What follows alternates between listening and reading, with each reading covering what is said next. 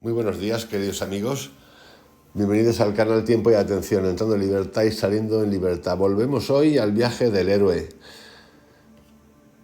Esa tríada compuesta por el estudio de la vibración, la conciencia de nuestra vibración, también yo cuántico, el mapa de la conciencia de David Hawkins y el camino del héroe, o las 1000 caras del héroe.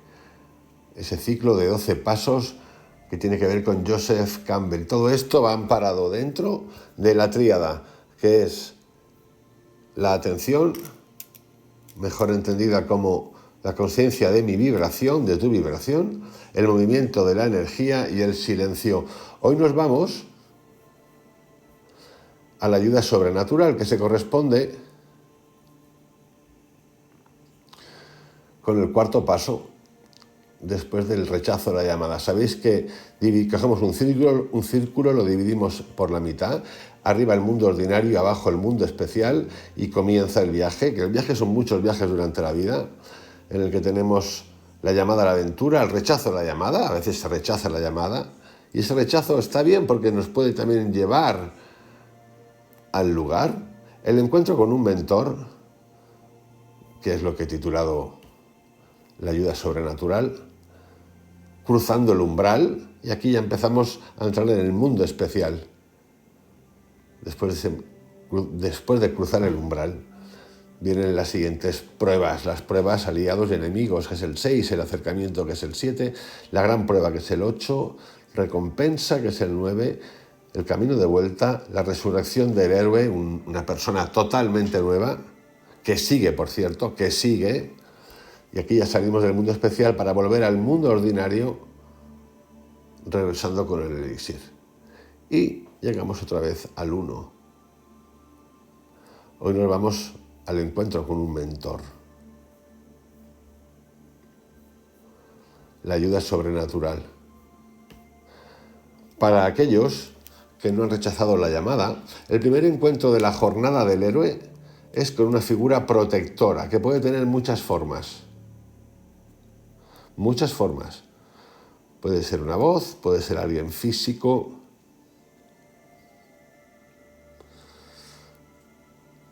suele ser alguien mayor, que provoca al aventurero y que proporciona al aventurero herramientas contra las fuerzas del dragón que ha de aniquilar. El dragón siempre está representado, me lo han contado con mucho, la serpiente, la Virgen pisando serpientes. El dragón es la doma del dragón. La doma del dragón es la doma de nuestro ser, la doma de nuestro ser, la doma de la materia, el trascender. Aparece en muchos libros el dragón. En la armadura del héroe oxidado aparece el dragón al final del puente que hemos de cruzar y es gigantesco, tira fuego. Luego se disuelve como si nada. Una tribu del oriente de África, por ejemplo, los Wachaga de Tanganica, cuentan de un hombre muy pobre llamado Kiasimba, que partió desesperado en busca de la tierra donde nace el sol. Caminó mucho, hasta que se encontró cansado y se detuvo a mirar sin esperanza hacia la dirección de lo que buscaba. Cuando oyó que alguien se aproximaba por detrás, se volvió y vio a una mujercita decrépita. Por cierto, estos personajes pueden aparecer mucho en los viajes de psilocibina y DMT, y algunos más.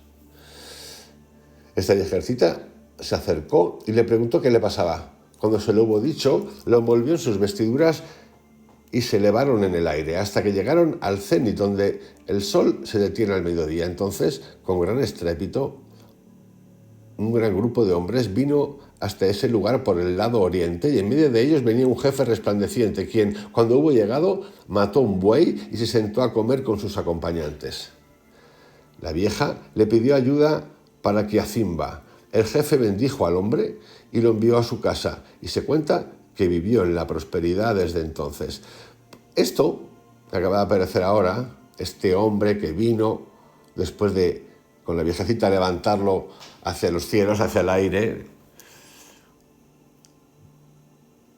que parece un héroe, un dios, y que mata a un buey, lo podemos reflejar en varios aspectos. Uno, o identificar en la Biblia y en lo que cuenta Mario Biglino de la Biblia, de estos personajes que tenían un placer peculiar con quemar carne, que por supuesto luego comían.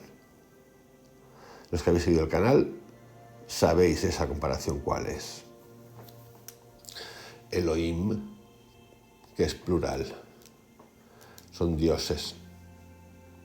Entre los indios americanos del suroeste, el personaje favorito en este bienhechor papel es una mujer araña, una pequeña señora como una abuela que vive en el subsuelo. Los dioses gemelos de los Navajo, dioses de la guerra, en su camino a casa de su padre, el sol, apenas habían dejado su hogar, siguiendo una huella celeste cuando encontraron esa maravillosa figurita. Los muchachos avanzaban rápidamente en la huella celeste y poco después de la salida del sol, cerca de Sinaotril, vieron que salía humo del suelo. Fueron al lugar de donde el humo se levantaba y descubrieron que salía de un hoyo de una cámara subterránea.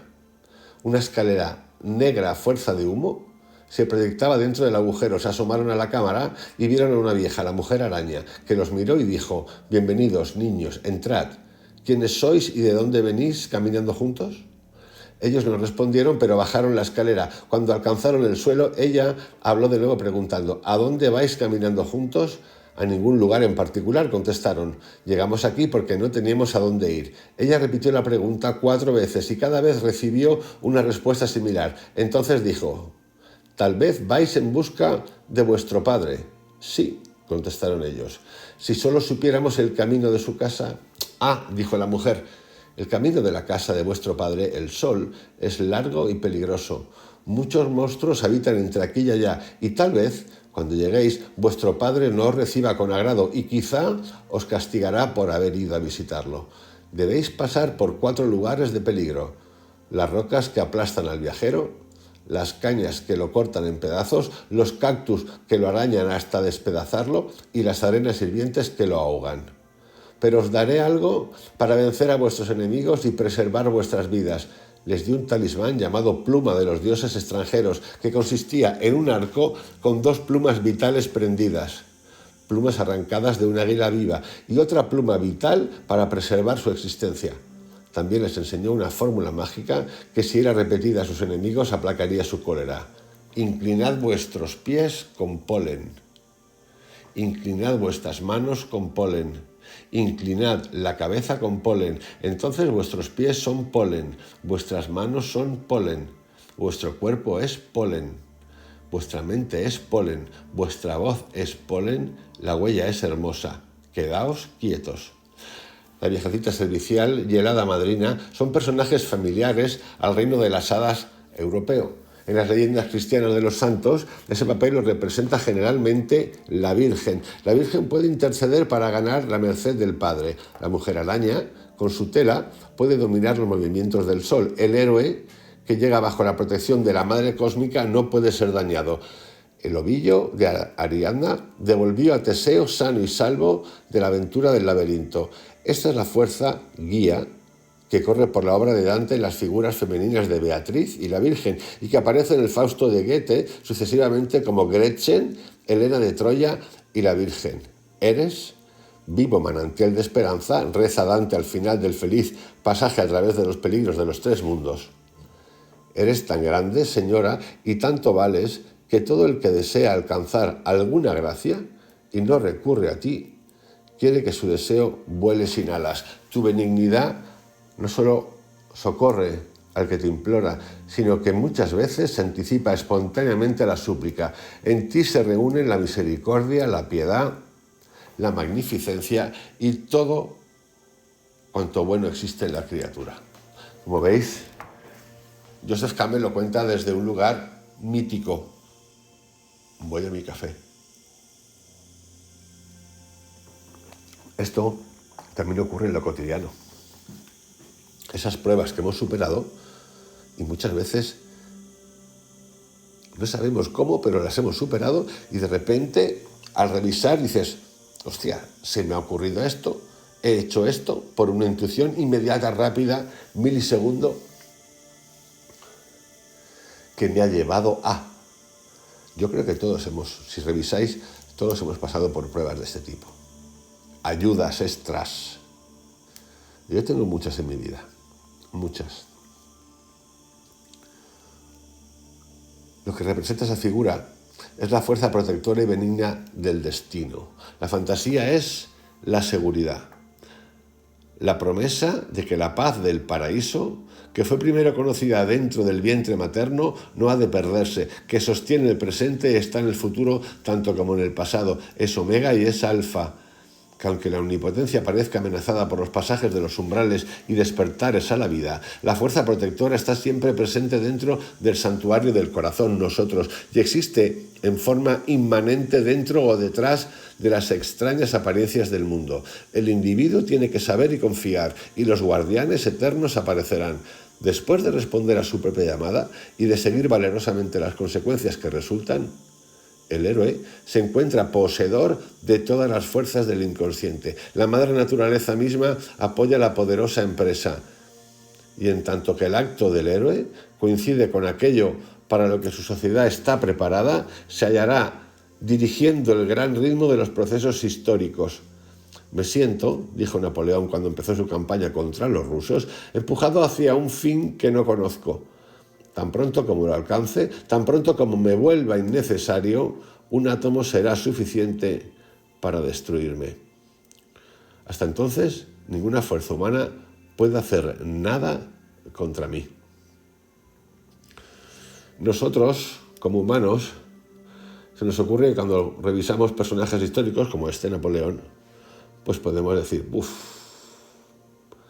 el juego en el que ha entrado. Pero esa ha sido su elección. Igual que fue la elección de la gente que vivía entonces el seguirlo o no seguirlo. Por eso, una cosa es lo que ocurre en el mundo terrestre, terrenal, en la materia, cada uno en su país, las leyes que haya, cómo actúan, los pagos que hemos de hacer al romper esas leyes, quebrantarlas. Y otra cosa, como dicen los mexicanos en algunas películas, es otra cosa. Las energías del después, que son las mismas que ahora. Muchas veces en el mundo religioso nos gusta aplicar el concepto de castigo eterno, infierno. Yo no sé si Napoleón fue al infierno o no, y además no me interesa. Ya tiene Abel bastante con lo suyo, que montar el pollo que montó, más luego que lo extraditan, lo llegan, Santa Elena vuelve. Nosotros no somos nadie para enjuiciar los hechos. Lo podemos hacer desde el punto de vista intelectual, objetivo y material. Se puede revisar, enjuiciar a un Hitler, a un Stalin, al abuso en la India, a tantas otras cosas. Eso sí, lo del otro lado, la justicia, entre comillas, del otro lado, ese karma que dicen, no es asunto nuestro. No es asunto nuestro. Incluso cuando nos han pasado cosas en manos de otros, son cosas que hemos de trascender. Si no queremos caer en los ciclos de ira, envidia, celo, poder, que son tan presentes en la vida del ser humano y que no hemos conseguido trascender. No es raro que el ayudante sobrenatural tenga forma masculina, pero también tiene forma femenina. En el reino de las hadas puede ser algún pequeño habitante del bosque, algún hechicero, ermitaño, chamán, pastor o herrero que aparece para dar al héroe los amuletos y el consejo que requiere. Las mitologías superiores han desarrollado el papel de la gran figura del guía. Lo de superiores lo podemos obviar. Las mitologías de cada país, de cada región, de cada cultura, han desarrollado el papel en la gran figura del guía, el maestro, el conductor, el gurú, el que lleva las almas al otro mundo. En el mito clásico de Hermes Mercurio, En el egipcio usualmente es Tot, el dios Ibis, el dios cinocéfalo. En el cristianismo es el Espíritu Santo. Goethe presenta el guía masculino en Fausto como Mefistófeles y a menudo se subraya el peligroso aspecto de la figura mercurial, porque él es quien induce a las almas inocentes a los reinos de la prueba. En la visión de Dante, esta parte está representada por Virgilio, que cede ante Beatriz en el umbral del paraíso, protector y peligroso, maternal y paternal al mismo tiempo. Este principio sobrenatural de la guardia y de la dirección une en sí mismo todas las ambigüedades del inconsciente, significando así el apoyo de nuestra personalidad consciente en ese otro sistema más grande, pero también la inescrutabilidad del guía que se hace seguir por nosotros, con peligro de todos nuestros fines racionales, es decir, el cuestionamiento, la entrada en lo desconocido, todo el tiempo, porque nosotros, recordar, en general, no queremos cambiar. El héroe, a quien se aparece tal ayudante, es típicamente el que ha respondido a la llamada. La llamada, de hecho, ha sido el primer anuncio de la aproximación de este sacerdote iniciador. Pero aún a aquellos que han endurecido sus corazones aparentemente, puede venir el guardián sobrenatural, porque como hemos visto, bien puede Alá salvaros. Y así sucedió, como por azar, que en la vieja y abandonada torre en donde dormía Kamaru Semán, el príncipe persa, había un viejo pozo y estaba habitado por una hechicera de la descendencia de Iblis el maldito, llamada Maimuna, hija de Damariat, un famoso rey de los genios.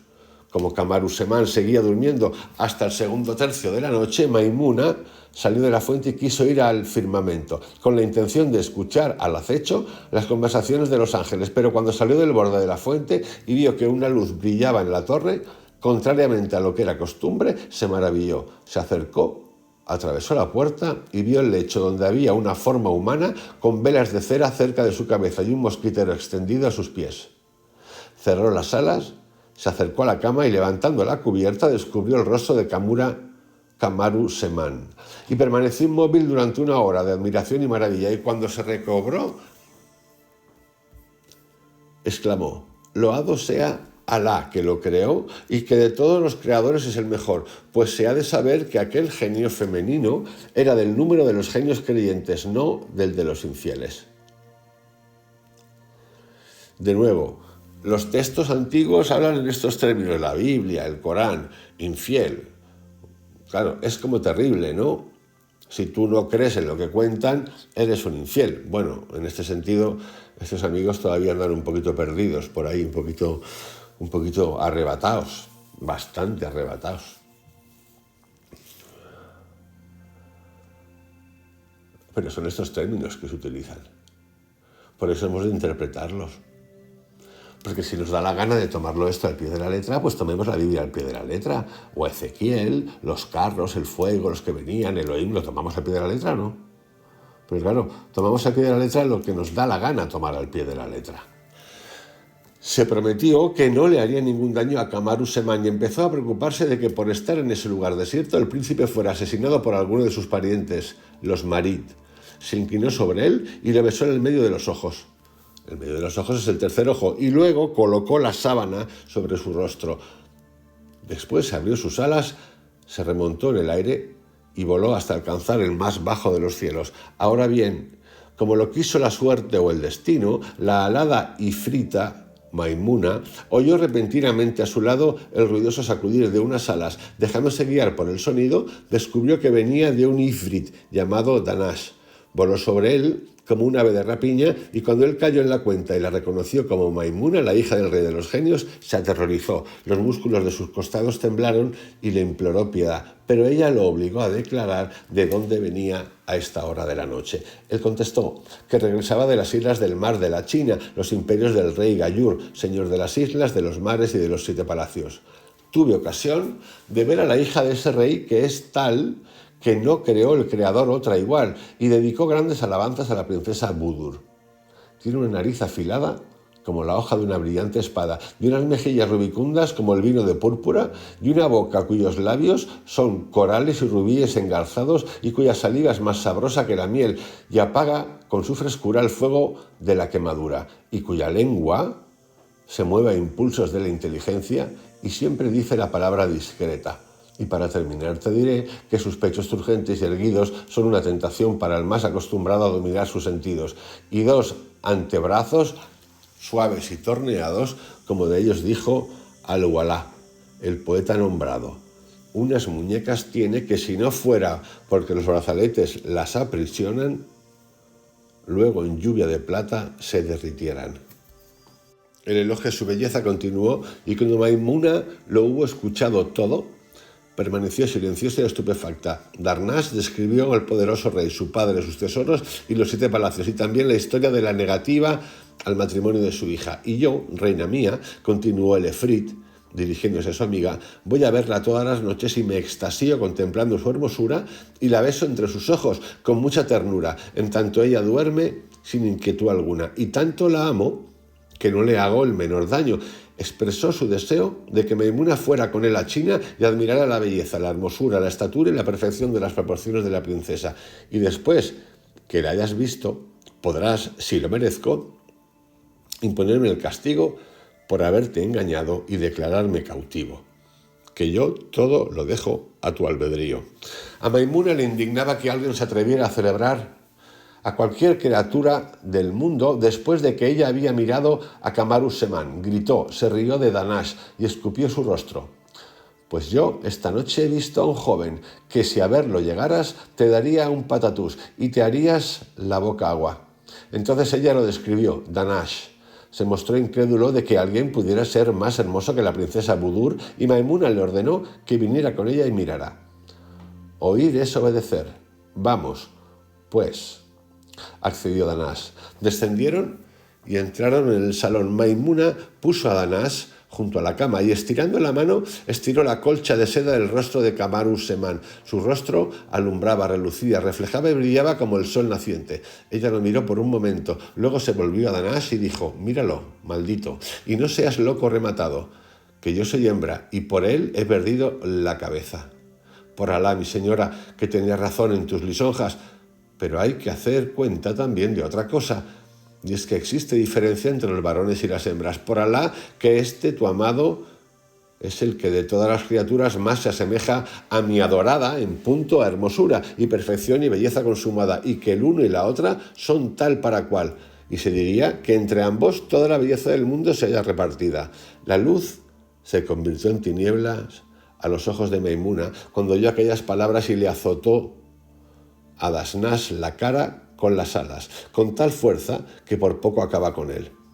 Y lo increpó diciendo, por el fulgor de su rostro y la majestad de su persona, te conjuro, maldito, a que vayas por tu novia ahora mismo y cargues con ella y aquí te la traigas en cumplimiento de tu palabra. Y así, incidentalmente, en un plano del que no tenía conciencia, el destino de Camaruz-Semán, el que había rechazado la vida, empezó a consumarse sin intervención de su voluntad consciente. Y esto es lo que se llama, en este capítulo, en este relato, la ayuda sobrenatural. Y sí, lo expliqué ayer, no tengo ninguna duda de que la atención, la conciencia de nuestra vibración, trabajándola, nos va a entregar cada día más felicidad. Y a la vez, como dije ayer, hemos de dejar una puerta abierta a cosas que todavía desconocemos. Porque ¿qué hay después de eso? ¿O qué hay durante eso? Hay gente que no quiere saber de esto y está muy bien. Todo su derecho, no tiene ni que preguntarnos. Ocurren cosas. Y hay que ser dispuestos a aceptarlas. Y fijaros, hasta en la negativa, pueden ocurrir cosas que nos lleven a un lugar mágico.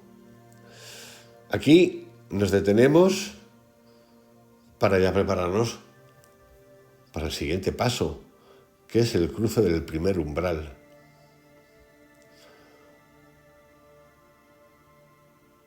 Es la puesta en marcha del camino, de los muchos caminos heroicos que hacemos.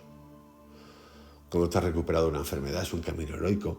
Cuando has encontrado el amor de verdad, que existe por lo visto, por cierto, perdón, también.